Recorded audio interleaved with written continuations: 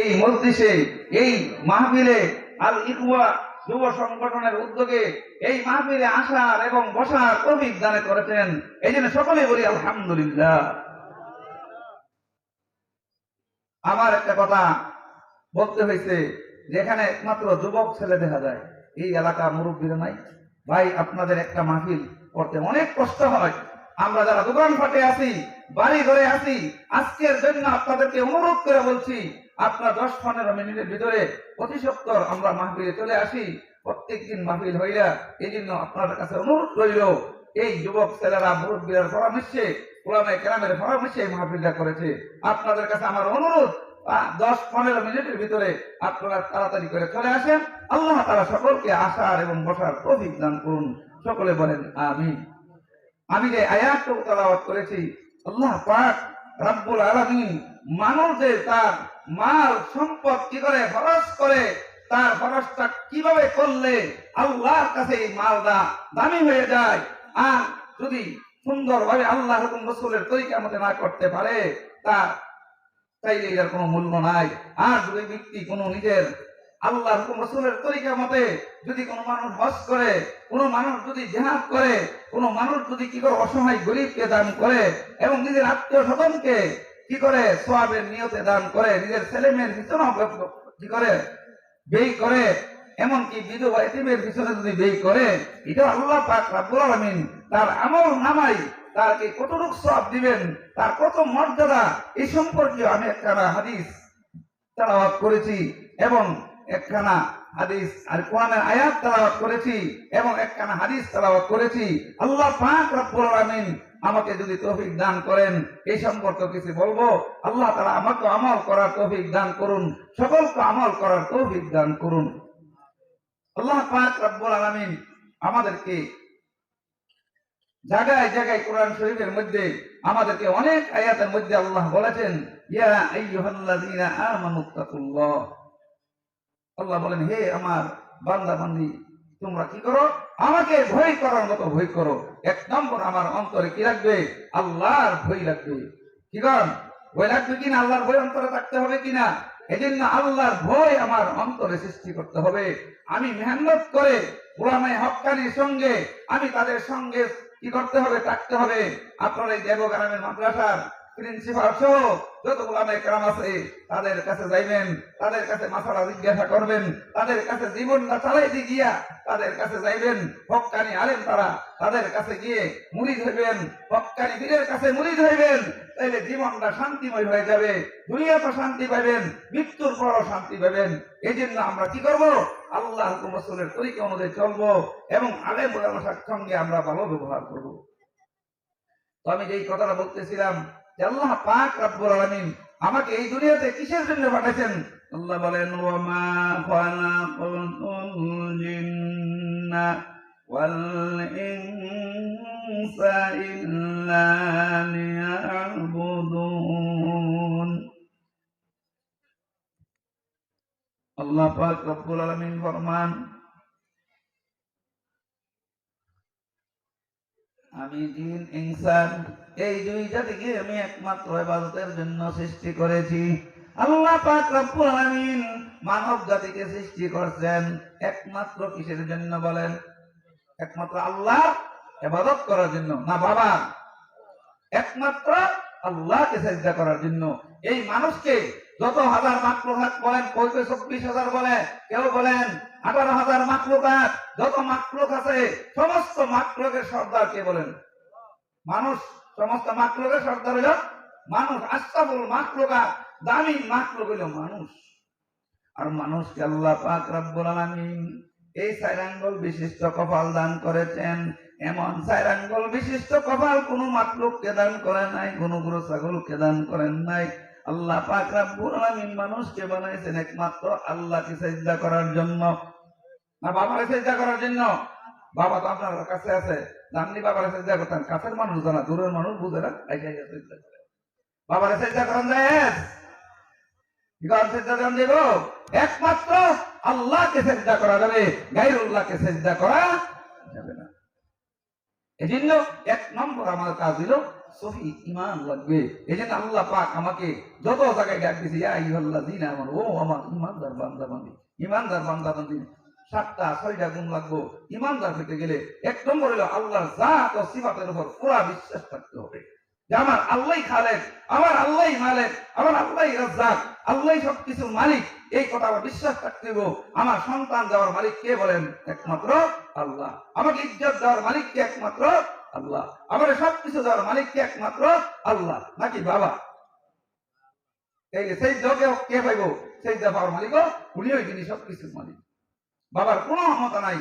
এই জন্য বাবার দরবারে যদি আল্লাহর ওলি হয়, উনি যেহেতু আল্লাহর ওলি, 160 ওলির দরবার গেলে আপনি জিয়ারত করবেন, এতে কোনো অসুবিধা নাই। উনি আল্লাহর কি বড় একজন ওলি।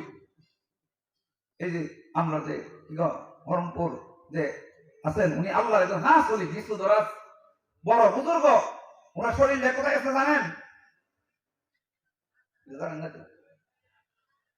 শরীর আছে পাহাড়পুর। পাহাড়পুর যে মাদার, আমরা পাহাড়পুর যে হুজুর ছিলেন আব্দুল সালাম সাহেব রহমাতুল্লাহ আলাইহি, বাটপাড়া মাদ্রাসার বাণী, উনি আর এক খাদেমের ছেলে, এক খাদেমের ছেলে। ওনার লম্বা ঘটনা, তা ওই দিকে যাই না। এই জন্য আপনাদের কাছে আমার একটা কথা রাখবো যে আমরা গায়রুল্লাহর সেজদা করব না, কিন্তু আমি কি করব? গায়রুল্লাহরে করি না, আল্লাহরও করি না। কি করেন? আমরা আল্লাহর সেজদা করি, নামাজ পড়ি। আমরা কি করেন? নামাজ পড়ি, মাশাআল্লাহ, নামাজ পড়ি। এই জন্য আমরা সকলে 5 ওয়াক্ত নামাজ পড়বো। আমি মুসলমান, আমার প্রথম কাজ হইল কি? মুসলমানের প্রথম কাজ কি? নামাজ। 5 ওয়াক্ত নামাজ আমার পড়তে হবে। এই যে মাহফিল করছে যুবক ছেলেরা, মুরব্বীদের পরামর্শে কত টাকা খরচ হয়েছে, উদ্দেশ্য কি? একমাত্র এই মাহফিল দিয়া মানুষ যেন নামাজ পড়ে, মানুষ যেন রোজা রাখে, মানুষ যেন হারাম কাজ না করে, মানুষ যেন সৎ পথে চলে। কি করেন? ঠিক কিনা? এই আপনাদের কাছে আমার অনুরোধ থাকবো, 5 ওয়াক্ত নামাজ কে কে পড়তে রাজি ইনশাআল্লাহ বলেন? মাশাআল্লাহ। আল্লাহ তাআলা আমাদের সকলকে ফজর থেকে 5 ওয়াক্ত নামাজ পড়ার তৌফিক দান করো। আল্লাহ তুমি এই আটটিকে কবুল করো। সকলকে তুমি এই এলাকার সকল পুরুষ মহিলাকে নামাজি বানায় দাও। আল্লাহ তাআলা কবুল করুন, বলেন আমিন। আর এই মাহফিলের এই আল ইখওয়া যুব সংগঠন যারা, এই যুবক ভাইদের কাছে আমার অনুরোধ থাকবো, এই বছরের এই মাহফিলের উসিলায় ফজর থেকে যেন এই সংগঠনের একজন যেন বেনামাজি না থাকে। কি কথা আমরা চাননি? এই সংগঠনের সকলে আমার ফজর থেকে নামাজ পড়তে দিব। আমরা চাই আপনারাও নামাজ 5 ওয়াক্ত পড়তে দিব। এই 5 ওয়াক্ত নামাজ পড়লে আল্লাহ পাক রব্বুল আলামিন, 5 ওয়াক্ত নামাজ যদি কোনো ব্যক্তি পড়ে, আল্লাহ পাক রব্বুল আলামিন তাকে 5টি পুরস্কার দান করবেন। 1 নম্বর পুরস্কার হইল আল্লাহ পাক রব্বুল আলামিন তার রিজিকের অভাব দূর করে দিবেন। 5 ওয়াক্ত নামাজ পড়লে রিজিকের অভাব দূর করে দিবেন। বিশ্বাস হয় না? বিশ্বাস না? দেখেন হুজুর রাকিবা 5,000, 7,000, 10,000 টাকা বেতন পা।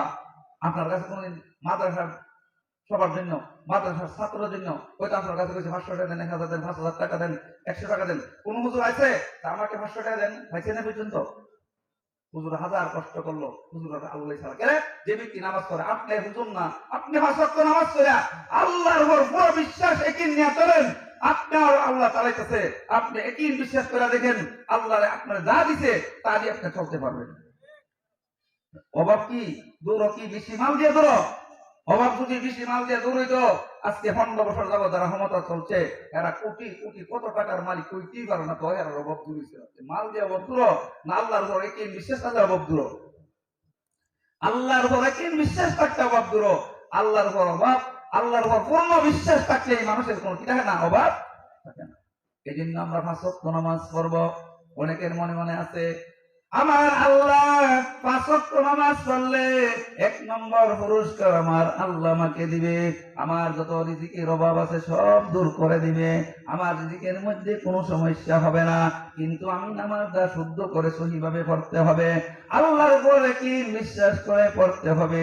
হযরত মালিক ইবনে দিনার রাহমাতুল্লাহ আলাইহির যুগে এক ব্যক্তি যুবক নতুন মুসলমান হয়েছে, তার 2টি বাচ্চা, তার স্ত্রীকে নিয়ে মালিক ইবনে দিনার রাহমাতুল্লাহ আলাইহির দরবারে গিয়ে নতুন মুসলমান হয়েছে। যখন মুসলমান হয়েছে তার তো বাড়িঘর নাই, কিচ্ছু নাই। হযরত মালিক ইবনে দিনার রাহমাতুল্লাহ আলাইহি ভাবলেন সে তো নতুন মুসলমান হয়েছে, তাকে কিছু টাকা দিব, তাকে কিছু টাকা দিল। কিন্তু ওই যুবক বলল, হুজুর আমি তো আপনার কাছে ইসলাম গ্রহণের জন্য আসছি, আপনার কাছে আমি টাকার জন্য আসি নাই, আমি কোনো টাকা নিব না। নতুন মুসলমানদের ভিক্ষা করেনি, কিন্তু উনি কি করছে না, টাকা ওই দিছে না। উনি রাত্রের বেলা চলে গেছেন। রাত্রের বেলা যাওয়ার পরে জঙ্গলের ভিতরে একটা ঘর পাইছে, এই ঘরের মধ্যেই থাকছে। সকালবেলা তার বিবি বলল, ও স্বামী আমাদের তো কোনো খানা পিনা নাই, আপনি কি করেন, সারাদিন কাজ করে আমাদের জন্য খানা নিয়ে আসেন। স্বামী গেছে কাজ করে, সারাদিন ঘুরে সে কোনো কাজ করছে না। যে বিকাল বেলা সে গিয়ে আল্লাহর ঘর মসজিদে গিয়ে নামাজ পড়তে আছে। নামাজ পড়তে পড়তে রাত 10টা হয়ে গেছে, কিন্তু তার কাছে কোনো টাকা নাই, খানার কোনো পয়সা নাই। ঘরে চলে আসছে, বিবি বাচ্চা উপাস। বিবি জিজ্ঞাসা করলো, স্বামী আপনি কোনো খানা টানা আনলেন না? বলে, আমি যে মালিকের কাজ করেছি, মালিক বলেছে আগামীকাল কাজ করলে একসাথে 2 দিনের বেতন দিবে। তবে কোনো হানা আছে? কোনো হানা নাই। পরের দিন আবার উনি কাজ করতে গেছে, কিন্তু কাজ পায় নাই। বিকালবেলা আবার মসজিদে কি করছে, আবার নামাজ শুরু করছে। নামাজ পড়তে পড়তে ওই দ্বিতীয় রাত্রে আবার কি হয়েছে, 10টা বেজে গেছে। তার কাছে কোনো টাকা নাই, কোনো খানা নাই, কিচ্ছু নাই। আবার বাড়িতে ফিরে আসলো।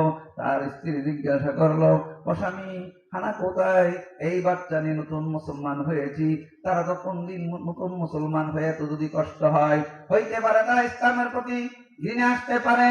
স্বামী বলল, আজকে মাত্র বৃহস্পতিবার 2 দিন কাজ করেছি, মালিক বলেছে আগামীকাল শুক্রবার যদি কাজ করি 3 দিনের বেতন একসাথে আমাকে দিয়া দিবে। কেউ তারা উপাস হয়েছে, ওই দিন উপাস হয়েছে,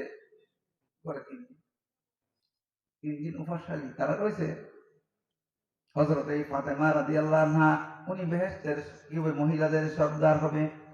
হযরত ফাতেমা রাদিয়াল্লাহু তাআলা আনহা ইয়া সাইয়্যিদাতু নিসাই আহলিল জান্নাহ।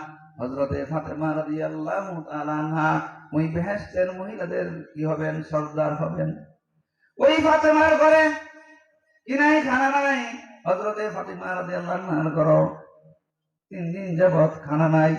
ওনার ঘরে 5 জন মানুষ, হযরত আলী রাদিয়াল্লাহু আনহু ওনার স্বামী, হযরত ফাতেমা ওনার 2 ছেলে হাসান হুসাইন, আর তাদের ঘরে একজন খানা খাইতো হারেস নামে। এই 5 জন লোক 3 দিন ধরে তারা উপাস, তাদের ঘরে কোনো খানা নাই। ফাতেমা রাদিয়াল্লাহু তাআলা আনহা স্বামীকে বললেন, হে আলী আমার একটা নতুন কাপড় আছে, এই কাপড়টা বিক্রি করে আমরা 3 দিন যাবত খানা নাই, আমরা পেটের ক্ষুধা কষ্ট করতেছি, আপনি কাপড়টা বিক্রি করেন। ও মা বোন শুনেন, আজকে আমার স্বামীর ঘরে একটু কম হইলেই স্বামীর সাথে আমি খারাপ ব্যবহার করি। ফাতেমা কি ব্যবহার করেছেন? ফাতেমা বলেন, হে আলী আপনি আমার কাপড়টা বিক্রি করে আমাদের জন্য খানা নিয়ে আসেন। বলি স্বামীর নাম কি? আলী। স্বামীর নাম নিতে পারছেন? স্বামীর নাম নেওয়া জায়েজ আছে, স্বামীর নাম বলা কি আছে? জায়েজ আছে, কিন্তু ভদ্রতা উল্টা, মানে সবসময় স্বামীর নাম রাহাই করণ নাই। জরুরত মতো স্বামীর নাম বলা কি আছে? জায়েজ আছে। এক যুগে এমন ছিল যে শ্বশুরের নাম আইব ছিল, আইএমএ যাই দিত, স্ত্রীর নাম লওয়া কি ছিল? নিষেধ ছিল। স্ত্রীর নাম কেউ বলছে না, বুঝলেন? 100% স্ত্রীর নাম, স্বামী কোনোদিন স্ত্রীর নাম বলছে না। আরেক জমানা হয়েছে এমন যে তার এমন সময় হয়েছে যে শ্বশুরের নাম, মেয়ের শ্বশুরের নাম বলা কি ছিল? লজ্জা ছিল। এক মহিলা উমাপতি ডাক্তারের কাছে গেছে, যাওয়ার পর মহিলাকে ডাক্তার বলল, তোমার শ্বশুর বাড়ি কোথায়? বলে এমক পাড়া। তোমার শ্বশুরের নাম কি? বলে না। অনেক কিছু বলছে, শ্বশুরের নাম বলে না, কারণ ওই যুগে শ্বশুরের নাম বলা কি ছিল? সমাজের মধ্যে খুব আয়াত ছিল। শ্বশুর ডাক্তার বলল, ঠিক আছে আমি নাম বলি, তোমার শ্বশুরের নামটা যখন ঠিক মতে আসবে তখন তুমি মাথা চুটকি দিও। ডাক্তার অনেক নাম বলছে, কোনো নাম আর শ্বশুরের নাম আসে না। হঠাৎ করে ডাক্তার 2টা নাম বলল, যে সোনা মিয়া, জন মিয়া। বিড়ি বললো, হ্যাঁ তো নিচের দিকে, আরেকটু নিচের দিকে। ডাক্তার চিন্তা করো, নিচের দিকে আর কি আছে? ও বিচার মাহমুদ। বিড়ি শ্বশুর নাম কি? বিচার মাহমুদ এই কথা কইছে বলে মিটি মাথা যুক্তি দিছে, তাইলে শ্বশুরের নামে কি করছে না, এক জমানা গেছে শ্বশুরের নামে নিছে, এমন সময়। আরেক সময় এমন স্বামীর নাম কোন মহিলা বলে নাই, স্বামীর নাম বলতে চাইছেন মানুষ, স্বামীর এত ইজ্জত করছে, স্বামী ঘরে নাই রে, তার রাত গেল, কোন মহিলা হানা হয়েছে না, স্বামীর এত ইজ্জত করতো, কারণ মহিলার জন্য স্বামীর পায়ের নিচে ব্যস্ত, স্বামী মহিলার জন্য, মহিলার মা বাবার থেকে স্বামী বড়। কোরআন এবং হাদিসের আয়াতে প্রমাণ করে মহিলার স্বামী যদি তার মা বাবার থেকে বড়, মহিলার মা বাপ কি বড় না? তাইলে মহিলার তার স্বামীর মা বাপকে হিকমত করাই মঞ্জুর। তাই দেখা গেছে এই মহিলার স্বামী আগের যুগে কোন মহিলা তার স্বামীর নাম কি করে নাই, উচ্চারণ করে নাই। এক মহিলার স্বামীর নাম রহমতুল্লাহ, উনি সালাম ফেরার সময় স্বামীর নাম কিভাবে নিব, এই জন্য উনি বলেন আসসালামু আলাইকুম আমরা বাড়ির তাইন, আসসালামু আলাইকুম আমরা বাড়ির তাইন।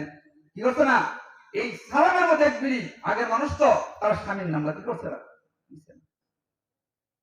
এক মহিলা স্বামীর নাম আছে মিস্ত্রি, উনি কোনদিন মিস্ত্রি কইছে না, কইছে কি করে না গুড় আইন গুড়, মিস্ত্রি কইছি না, গুড় কইলে সাদা গুড়, লাল গুড় কইছে তো মিস্ত্রি আনছে। তারা কি ছিল, স্বামীর নাম তারা নিচ্ছে না, স্বামীকে এত সম্মান করে। এই জন্য হযরতে আলী রাদিয়াল্লাহু আনহু কি বলছেন, ফাতেমা বলেন হে আলী আপনি কি করেন, আমার কাপড়টা বিক্রি করেন, 3 দিন যাবত আমাদের খানা নেই, আপনি কি করেন খানাটা নিয়ে আসেন, আমার কাপড়টা বিক্রি করে নিয়ে আসেন। এই হযরত ফাতেমার বড় কি ছিল না, 3 দিন যাবত খানা ছিল না। যেই ফাতেমা কি করবে, বেহেশতের কি হবে, মহিলাদের সর্দার হবে। তো বলতেছিলাম ওই বেচারা নামাজ পড়ছে কই দিন, ঘরে বলছে যে আগামীকাল শুক্রবারে আমার মালিকে বলছে 3 দিনের বেতন একসাথে দিবে।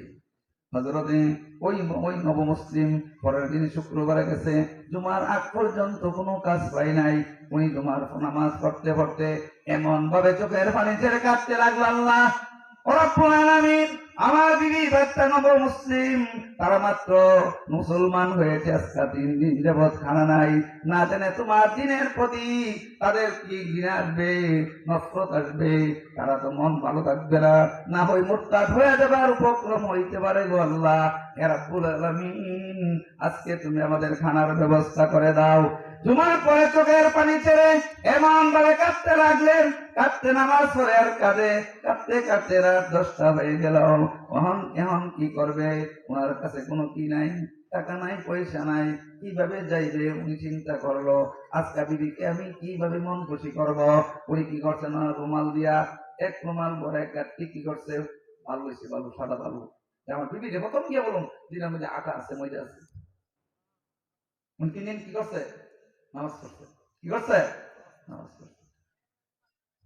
উনি যখন ওনার বাড়ির গেটের কাছে গেছেন, যাওয়ার পরে বাড়ি থেকে সুস্বাদু খানার সুঘ্রাণ আসছে, সুস্বাদু খানার সুঘ্রাণ। উনি আস্তে আস্তে দরজার সামনে গেল, গিয়ে দরজার সামনে গিয়ে দেখে ঘরের ভিতরে বিছানা, সুন্দর সুন্দর বিছানা, খাট, অনেক কিছু। উনি তো আশ্চর্য হয়ে গেলেন। বিবি বললেন আসেন আসেন। উনি যে বালুর যে গাঠটিটা নিছিল এটা কি করছে, সাইডে দেখতে দিছে।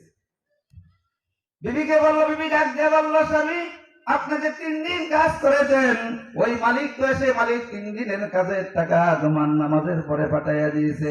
বলে কিভাবে তোমরা পাইছো? বলে একটা 2টা যুবক এত বড় একটা হনসা, এত বড় একটা ফ্লিট নিয়ে আসছে, এই ফ্লিটের মধ্যে অনেক রকমের খানা, আর এই খানার ভিতরে স্বর্ণ মুদ্রা, স্বর্ণের টাকা 10টা স্বর্ণের টাকা ছিল। আমি 1টা টাকা নিয়ে বাজারে গেলাম, এই 1 টাকা দাম আমি একজন খ্রিস্টানের কাছে। দেখেন না, বাংলাদেশি টাকা যদি আপনি কি করেন, সৌদি আরব উমরা করতে যান, তাহলে আপনি কি করা লাগে, সৌদি রিয়াল করা লাগে। যদি আপনি আমেরিকা যান, ডলার করা লাগে, করা লাগেনি? ওনার কাছে যে স্বর্ণ মুদ্রা, এটা ওই দেশে টাকায় পরিণত করা লাগে। খ্রিস্টান বেড়া যে সাইরাদি টাকা বদলা টাকা দেয়, ওই দেশের টাকা যখন ওই টাকাটা নিয়ে গেলেন, দেখতেন যে শিলটা, এই শিলটাই পৃথিবীর কোন শিল না। খ্রিস্টান জিজ্ঞাসা করলো, মা এই টাকা কোথায় থেকে পাইলেন? এই টাকা আমার স্বামী মালিকের কাজ করেছে, এই টাকা আমরা এইভাবে আমরা নব মুসলমান। আমার স্বামী প্রথম দিন কাজ করেছে, মালিকে টাকা দেয় নাই। দ্বিতীয় দিন কাজ করেছে, টাকা দেয় নাই। তৃতীয় দিন কাজ করেছে, আমাকে টাকা দেয় নাই। কিন্তু খ্রিস্টান বুঝতে পারেছে এইটা নব মুসলমান, তার স্বামী হাঁটি মুসলমান, ইসলাম ধর্ম সত্য ধর্ম। এই খ্রিস্টান মহিলার হাতে মুসলমান হয়ে গেছে, বলেন সুবহানাল্লাহ। ওই বেচারা একটা স্বর্ণের টাকা বদলায় অনেক বাজার করছে, ঘরের হাট পালং বিছনা চাদর মজার মজার খানা ফাঁক করে আইছে। স্বামীকে বললো, হে স্বামী, জুমার পরেই তো আমাদেরকে আপনার মালিকের পক্ষ থেকে এই টাকা দিয়ে গেছে। যেমন এই কথা বললো, ওনার মনে অনেক আনন্দ। উনি কি কাজ করেছিল না নামাজ পড়েছিল? বলেন, উনি নামাজ পড়েছিল। উনাকে যদি আমার আল্লাহ নামাজ পড়ার কারণে উনাকে হানা দিতে পারে, আমাকে কি নামাজ পড়লে আল্লাহ হানা দিতে পারে না? চাইলে 5 ওয়াক্ত নামাজ পড়তে সবাই রাজি আছেন ইনশাআল্লাহ? পরের মুহূর্তে তার স্ত্রী বলল, ও স্বামী, আপনি রুমাল দিয়া কি এনেছেন? বলে, স্ত্রী, ও স্ত্রী, তুমি এটা দেখিও না। বলে, না আমি এটা দেখি। কি ছিল মনে আছে? যখন এটা করলো, রুমালটা করলো, গিয়া দেখে সাদা সাদা আটা হয়ে গেছে। বলেন সুবহানাল্লাহ। নামাজ পড়ার কারণে আল্লাহ পাক রব্বুল আলামিন সুস্বাদু রিজিক দান করছেন, স্বর্ণ মুদ্রা দান করছেন, আর বাউলারে আল্লাহ পাক রব্বুল আলামিন আটা বানাই দিয়েছেন। বলেন সুবহানাল্লাহ। তাহলে আমার আল্লাহ পারে কি পারে না? এই জন্য যে ব্যক্তি নামাজ পড়বে, আল্লাহ তাআলা তাকে গুনাহ অশ্লীল বেহায়াপনা থেকে বাঁচায় রাখবে, তার রিজিকের অভাব দূর করে দিবে, তার কবরের আযাব বন্ধ করে দিবে, তার বুকের উপর বিজলি নির্ভর করে দিবে, তার ডাইন হাতে আমলনামা দিবে। যে ব্যক্তি নামাজ পড়বে, ওই ব্যক্তির কোনো হিসাব নেবে না, বিনা হিসাবে তাকে আল্লাহ বেহেশত দিয়ে দিবে। এই নামাজ পড়তে আমরা রাজি আছি সকলে বলে? তাইলে আমরা 5 ওয়াক্ত নামাজ পড়বো তো? রমজানের রোজা রাখতে আমরা রাজি আছি? রমজানের রোজা আমরা রাখবো। রমজানের রোজা যদি আমরা রাখি, রমজানের রোজা আমার জন্য সুপারিশ করবে, কোরআন আমাকে সুপারিশ করবে, নামাজ আমাকে সুপারিশ করবে। এই জন্য আমরা কি করবো? 5 ওয়াক্ত নামাজ পড়বো, রমজানের রোজা রাখবো, আর আমি উলামে হক্কানির কাছে মুরিদ হইব। এই যে আপনাদের প্রিন্সিপাল ওনার হক্কানি পীর, ওনার কাছে আপনারা মুরিদ হইবেন। মুরিদ হইলে কি? মুরিদ হইলে অনেক ফায়দা। মুরিদ হইলে আপনাকে আল্লাহ পাক রব্বুল আলামিন গুমরাহি থেকে বাঁচাই রাখবে, আপনি গুমরাহ হইবেন না। এই ঘটনা আজকাল বলার সময় নাই, আমি যেই দিকে যেতেছি। তো মনে আছে হযরতে ফাতেমা রাদিয়াল্লাহু আনহা স্বামী হযরতে আলীকে কি বলছিলেন? কাপড় বিক্রি করার জন্য। হযরতে আলী রাদিয়াল্লাহু আনহু উনি গেছেন, ওনার স্ত্রীর কাপড়টা বিক্রি করছেন 6 টাকা। বাজারে গিয়ে কয় টাকা বিক্রি করছেন? 6 টাকা। কথাটা শুনলেন ভালো করে? কত টাকা বেচছে? 6 টাকা। 6 টাকা বিক্রি করে যখন উনি কি করলেন? বাজার থেকে ফিরলেন। 6 জন ফকির 7 দিন যাবৎ খানা নাই। এরা জানতে পারছে আলীর কাছে 6 টাকা আছে, আর ওইটাও এরা জানে যে আলীর দিল খুব নরম, যতই কষ্ট থাকে আমরা যদি 7 দিনের পেটে ক্ষুধা আলীকে বলি, অবশ্যই আলী আমাদেরকে দান করবে। এরা 6 জন ফকির গিয়ে বের দিছে, যে বলছে, হ্যাঁ আলী, আমরা 7 দিন যাবৎ খানা নাই, 7 দিন ধরে আমরা উপবাস, আজকে 7 দিন ধরে আমাদের পেটে বিড়ে লেগে গেছে, আর যদি আমরা না পাই আমরা মৃত্যুবরণ করবো। আলী, আমাদেরকে আপনার 6 টাকা দান করেন। হযরত আলী রাদিয়াল্লাহু আনহু বলেন, হে রে ফকিরগণ, তোমরা এমন কথা বলছো, আমার ঘরে আমার ছেলে বিবি বাচ্চা 3 দিন যাবৎ কোনো খানা নাই, আমি তোমাদেরকে কেমন করে দান করব? তারা বলল, হুজুর, আপনার ঘরে তো 3 দিন যাবৎ খানা নাই, আমরা 7 দিন যাবৎ খানা নাই, মেহেরবানি করে আপনি আমাদেরকে যদি এই 6 টাকা দান করেন, আমরা কোনো মতে জান বাঁচাইতে পারবো। হযরত আলী রাদিয়াল্লাহু আনহু চিন্তা করলেন, আমার আল্লাহ বলেছেন, মান জাআ বিল হাসানাতি ফালাহু আশরু আমসালিহা। আমার আল্লাহ বলেন, যে ব্যক্তি একটা নেক কাজ করবে আল্লাহ তাআলা তাকে 10 গুণ সওয়াব দান করবেন। কোন ব্যক্তি যদি 1 টাকা আল্লাহর রাস্তায় দান করে, তাকে 10 টাকা দান করার সওয়াব দান করবেন। এই আয়াতের উপর আমল করে, আর আল্লাহ আরেক আয়াতে বলছেন, ওয়া আম্মাস ইলা ফালা তানহার। আল্লাহ বলেন যে তোমরা কোনো ভিক্ষুককে ধমকি দিও না। ভিক্ষুককে ধমকি দিবেন? অনেক সময় আলেমরা কি করে, মাদ্রাসার জন্য ঠান্ডা করে, তার নিজের জন্য করে না। এই জন্য আলেমরা মন্দ বলবেন না, ভিক্ষুককেও মন্দ বলবেন না, বুঝলেন? ভিক্ষুককে মন্দ বললে আল্লাহ কি হয়, বেদার হয়ে যায়। এক জমিদার আর জমিদারের ছেলে আর মেয়ে স্বামী স্ত্রী হেঁটে বসছে বলে এক ভিক্ষুক আসছে, এসে ডাক দিছে, মা ও বাবা, ঘরে কেউ আসেননি, আমাকে কিছু দান করেন, আমার পেটের ক্ষুধার কারণে আমার ভালো লাগে না, আমাকে কিছু খানা দেন।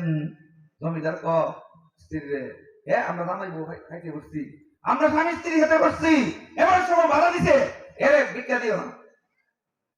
বাইরে গিয়া এই তুই সময় ঘুমাই কেন আসছে আমাদের কাছে, আমরা স্বামী স্ত্রী হাইতে বসছি, তুই কেন ভিক্ষা চাইলে? এর দিলে সর দিছে, কোনোদিন আর আমার বাড়িতে আসিস না, নাউজুবিল্লাহ বলে। এই ভিক্ষুক তারপর খাইয়া জঙ্গলে গিয়ে আল্লাহর কাছে দোয়া করা, আমি কোনোদিন তোমার মাকলুকের কাছে আর আমি কোনোদিন যাইব না, তোমার মাকলুকের কাছে আমি আর কোনোদিন চাইব না, আমি উপাস থাকলেও তোমার মাকলুকের কাছে আমি যাইব না। তুমি যদি আমাকে রিজিক দান করো, তুমি আমার রিজিক দান করো, আমি তোমার কোনো মাকলুকের কাছে এইবার জন্য আর সওয়াল করব না। আল্লাহ পাক রব্বুল আলামিন তার এই দোয়ার পরে তাকে আস্তে আস্তে আল্লাহ তাআলা ধনী বানায়। আর ওই যে তাপ্পড় দিয়েছিল, সে আস্তে আস্তে গরিব হয়ে গেছে, এমন গরিব হয়ে গেছে কোনো খানা পিনার কোনো সুযোগ নাই। তার স্ত্রী বলে, ও স্বামী, তুমি তো নিজেও খাইতে পারো না, আমিও খানা পাই না অনেকদিন ধরে উপাস, তুমি আমাকে তালাক দিয়ে দাও, আমি আমার বাড়িতে চলে বাবার বাড়িতে চলে যাই। তালাক দিয়েছে, বিবাহ হয়ে গেছে। পরবীর বাবা আবার বিয়া দিয়েছে আরেক জমিদারের কাছে। ওই স্বামীর সাথে যখন খাইতে বসছে, এখন স্বামী জমিদার হইল, হঠাৎ করে যখন দ্বিতীয় জমিদার স্বামীর সঙ্গে খাইতে বসছে, ওই সময় আরেকজন ভিক্ষুক ডাকছে, ও বাবা রে, কেউ ঘরে আসেনি, মা গো ঘরে আসেননি, আমার তো অনেক পেটের ক্ষুধা, আমাকে কিছু খানা দেন। ওই জমিদার বলে স্ত্রী রে, ও স্ত্রী, আমরা খাইব পরে, আগে ভিক্ষুক করে তুমি খানা দিয়ে আসো। ওই জমিদার বলে, স্ত্রী আমরা পরে খানা খাইব, তবু আগে ফকিরটাকে নিয়ে খানা দিয়াও। স্ত্রীর কাছে প্লেটটা দিলে তুমি দিয়াও। স্ত্রী খানা নিয়ে যখন ওই ফকিরের কাছে গেল, ফকিরের চেহারা দেখে ওই তার স্ত্রী এমন জোরে একটা চিৎকার মারলো, চিৎকার দিয়ে বেহুশ হয়ে গেল। তার স্বামী সঙ্গে সঙ্গে গিয়ে স্ত্রীকে পানি দিয়ে হুশ করলো, আর তাকে ওই ফকিরকে বেঁধে নিল, আর স্ত্রীকে বললো, ও স্ত্রী, তোমাকে ওই ফকির কি করেছে, ওই ফকির তোমাকে কি করেছে আমাকে বলো। বলে, আমাকে কিছু করে নাই, কিছু বলে নাই, তাইলে তুমি এত ভয় পাইলা কেন, তুমি চিৎকার দিয়ে কেন বেহুশ হয়ে গেলা, তুমি কারণটা টুকু বলে বলো। স্ত্রী বলে, ও স্বামী, আমাকে ওই ফকিরে কোনো তাৎপর্য দেয় নাই, ওই ফকিরে আমাকে কিছু বলেও নাই, তাইলে আমি কেন বেহুশ হইলাম, শুনেন আপনি ইতিহাস।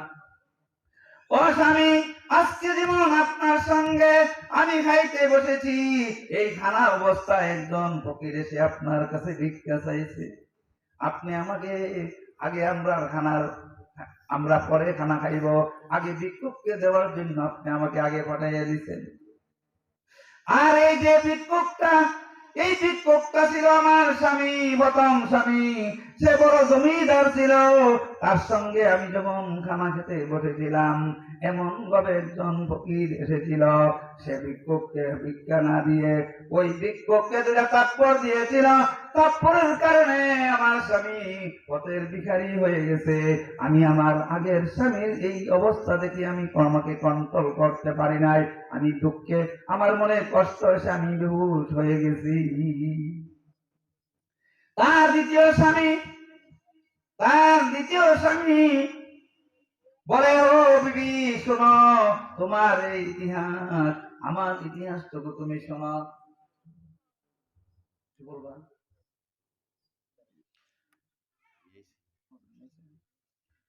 ওই জমিদার মহিলা বলল, ওই মহিলার স্বামী বলল, ও স্ত্রী, তুমি তো তোমার ইতিহাস বলছো, আমার ইতিহাস তবু শোনো। আমি হইলাম তোমরা যেই স্বামী তোমার স্বামীকে নিয়ে খানা খাইতে বসছিল, তোমাদের কাছে যেই ফকিরকে ভিক্ষা চাওয়ার পরে তোমার স্বামী যেই ফকিরকে তাৎপর দিয়েছিল, আমি হইলাম সেই ফকির। আমি তোমার স্বামীর তাৎপর হওয়ার পর আমি আল্লাহর কাছে দোয়া করেছিলাম, রব্বুল আলামিন, আমি তোমার কোন মাকলুকের কাছে আমি কোনদিন ভিক্ষা চাইব না, আমি তোমার মাকলুকের কাছে রিজিকের জন্য চাইব না, আমি তোমার মাকলুকের কাছে আর কোনদিন চাইব না। তখন আমার আল্লাহ আমি ফকিরকে আস্তে আস্তে জমিদার বানায়া দিছে। তাই বোঝা গেল আমরা কি করব, ফকিরকেও কি করবো না, ধমকি দিব না। পারলে দিব, না দিলে বলবো তুমি আরেকদিন আসছো, তোমার আরেকদিন দিব, বাড়াইয়া দিব, তুমি আরেকদিন আসছো, তারে আরেকদিন দিয়া দিবে।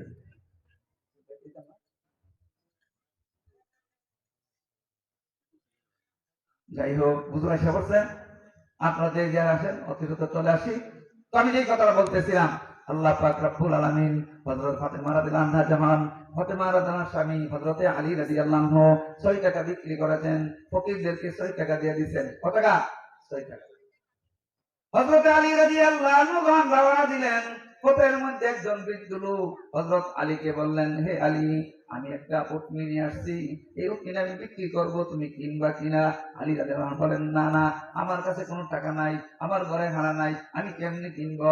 বলে, আলী, তুমি যদি কিনো তোমারে বাকি দিব, তুমি তুমি বিক্রি করে বা ব্যবসা করো, যদি বিক্রি করে আমার টাকাটা দিও। হযরত আলী ঠিক আছে, বিক্রি করলে যদি আমার বাকি দেন তাহলে আমি কিনুম। কতটা কিনছেন?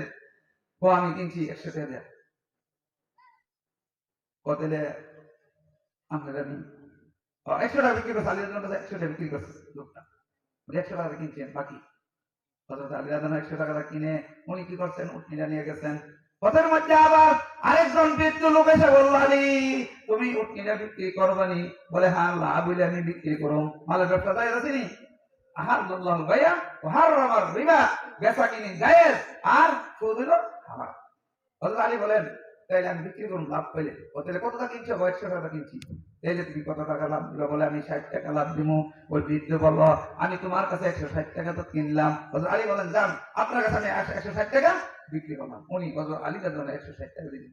হযরত আলীর কত লাভ হয়েছে? দিয়া দিচ্ছে এখানে মালিকরে। আমরা তো মাল কিনলে মালিকরে তালাশ করি না, মালিকের দোকান মালিক বাকি বাকি বুঝলে আরেক দোকান টাকা দেখতে পারবে।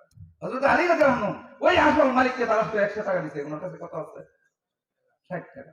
60 টাকা নিয়ে ফাতেমার কাছে দিলেন, ও ফাতেমা, নেও তোমার কাপড় বিক্রির টাকা 60 টাকা। হযরত ফাতেমা বলেন, হে আলী, আপনার ঘরে আসার পর কোনদিন আপনি এত টাকা কোনদিন রোজগার করতে পারেন নাই, আজকে কেমন করে 60 টাকা রুজি করেছেন? হযরত আলী বলেন, আজকে আমার আল্লাহর সঙ্গে আমি ব্যবসা করেছি। বলে, কেমন করে? আমার আল্লাহ বলেছেন, যে ব্যক্তি একটা নেক করবে তাকে 10 গুণ সওয়াব দান করবে। তোমার কাপড়টা আমি 6 টাকা বিক্রি করেছিলাম, আমি 6 টাকা দিয়ে ফকিরকে দান করেছিলাম, আমার আল্লাহ এমনি এমনি এমনি আমাকে 60 টাকা দান করেছেন। 6 টাকা দান করেছি, ওনাকে আল্লাহ তাআলা 60 টাকা দান করেছেন। হযরত ফাতেমা রাদিয়াল্লাহু আনহা বলেন, ও আলী, আপনি গিয়ে আল্লাহর নবী আমার আব্বা মুহাম্মদ সাল্লাল্লাহু আলাইহি ওয়াসাল্লামের কাছে গিয়ে আপনি ঘটনাটা বলেন। হযরত আলী রাদিয়াল্লাহু আনহু পূর্ণ ঘটনা রাসূলের কাছে বলছেন। আল্লাহ রাসূল জিজ্ঞাসা করেন, হে আলী, তোমার কাছে যে প্রথমে উটনি নিয়ে আসছিল বৃদ্ধ লোকটা, ওই বৃদ্ধ লোকটারে তুমি চিনোনি যে প্রথমে তোমার কাছে বিক্রি করছে? কোন আনতে চিনে? আল্লাহ রাসূল ফরমান, হুয়া সাইয়্যিদুল মালাইকা জিবরাইল আলাইহিস সালাম। যিনি প্রথম উটনি তোমার কাছে বিক্রি করছিল তিনি হলেন হযরত জিবরাইল আলাইহিস সালাম। উনি তোমার অন্তরের দান, তোমার দিল এত সুখী ছিল, তুমি মানুষকে দান করতে, তোমার দিল এত, তোমার আমল আল্লাহ এত কবুল করেছে।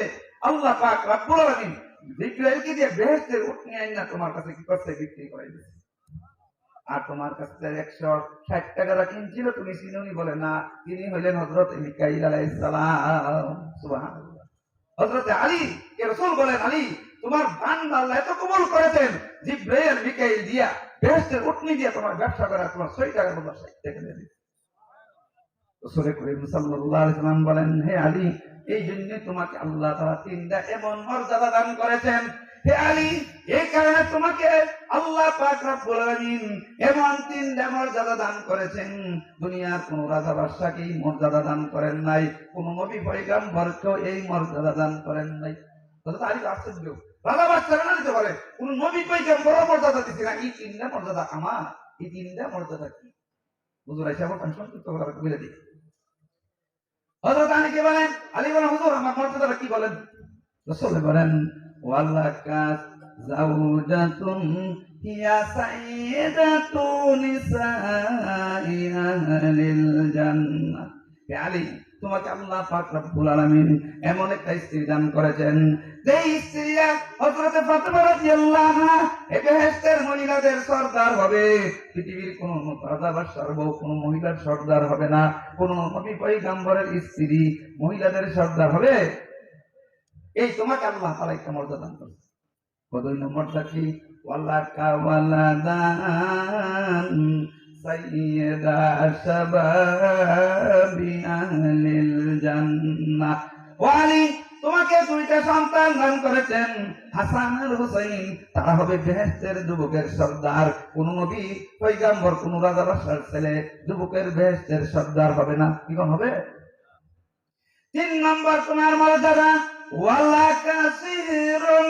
হে আলী, তোমাকে আল্লাহ পাক রব্বুল আলামিন এমন একটা শ্বশুর দান করেছেন, ওয়া সাইয়্যিদুল আম্বিয়া আলাইহিমুস সালাম। তোমাকে 3 নম্বর মর্যাদা হলো, তোমাকে এমন একটা শ্বশুর দান করেছেন, যিনি হলেন সমস্ত নবীদের সর্দার, হযরতে মুহাম্মদ সাল্লাল্লাহু আলাইহি সাল্লাম। এই দুনিয়ার কোন রাজা বাদশার এমন কোন শোষণ নাই, কোন নবী রাসূলের এমন কোন শোষণ নাই। তোমাকে এমন 3টা মর্যাদা দান করেছেন, কারণ তোমার অন্তরটা অনেক ভালো। যাও তুমি গিয়া শুকরিয়া আদায় করো, আল্লাহর কাছে সিজদা করে নামাজ পড়ে শুকরিয়া আদায় করো। তাইলে এই মাহফিলটা বর্ষে যে এই মাহফিলের টাকা পয়সা খরচ লাগছে কি লাগছে না বলেন? লাগছে নি? টাকা পয়সার দরকার আসেনি?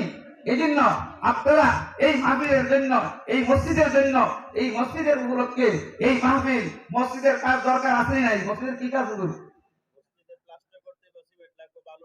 প্লাস্টার করবো, সিমেন্ট লাগবো, বালু লাগবো।